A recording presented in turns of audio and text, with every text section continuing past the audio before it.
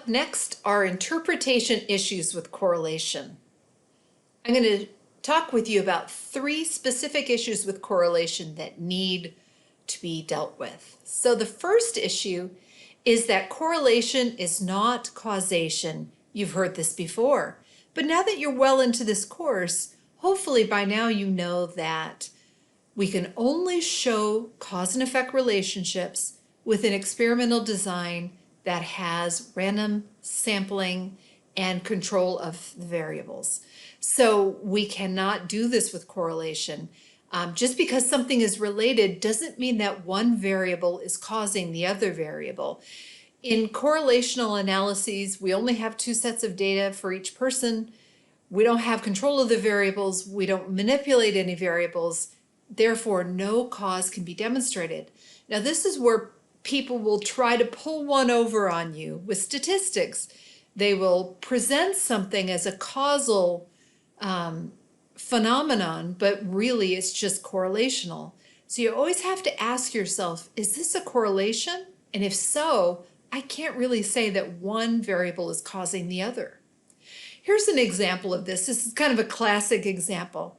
Let's just say that there's a correlation out there between crime and ice cream sales. So we've got a picture here of somebody burglarizing probably and a beautiful hot fudge sundae. There's a correlation. What does that mean? Well, as the crime rate goes up, so does the sale of ice cream. So something's happening here.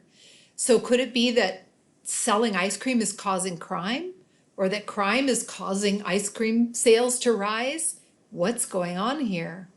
Well, it's a correlation, so we really cannot say any kind of causation. And in particular, this is an example where we have what's called a third variable problem. So sometimes we have confounding variables, and in correlation we call them third variables, that can lead to a mistaken relationship between 2 other variables. So what else is happening at the same time as the crime rate going up and ice cream sales going up? Well, the temperatures are rising. And maybe when the temperature rises, more people go out and buy ice cream because it's hot, but also more crime is being committed, maybe because some high schoolers are on summer break and they have time on their hands. Maybe it's because people are more likely to be outside. There's lots of different reasons why the crime rate might go up in the summer. And so when we say that there's a causal relationship here, we still even can't say that it's the temperature that's causing any of these things. It's a correlation. The second issue with correlation is something called restricted range. That's when we use just a small set of data points and then we say that there's a correlation in the general public. And this can lead to poor interpretations. The bottom line is you can't generalize beyond your data range. Whatever data you're looking at, that is your that's the boundary of what you can generalize to. So here's an example. IQ scores among graduate students are likely somewhere between 100 and 115. That's higher than the average. It's not a full range of IQ scores. It doesn't cover all the people that are below average in IQ. So if I'm working with graduate students and I'm looking at a correlation with graduate students and something else, it's not something I can really generalize to the larger public. So here's an example of restricted range, for example. Here we have maybe all of the graduate students with their IQs, but if we only look at this little restricted range, we're missing out on this whole other part of the equation, so to speak. And so this correlation here is going to be really different than the correlation that's considered when you have the whole group. You're going to end up with a different number. One more thing to think about with correlation is outliers. Outliers are liars.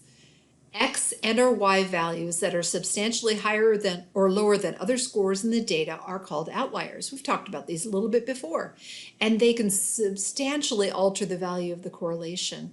And this would impact your interpretation, and it can lead to the wrong decision. So let's take a look.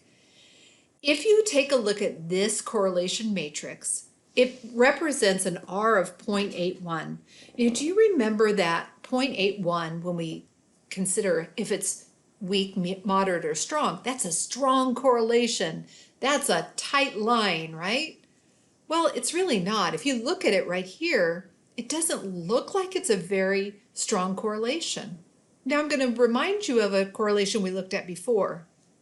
This is a correlation of R plus 0.86. This does not have outliers.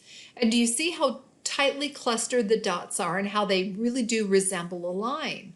Well, if we go back to our other one, it's not even close to that, is it? It's quite different. So this outlier can substantially affect the calculation of R. In the last video, I'm going to speak with you about effect size and correlation.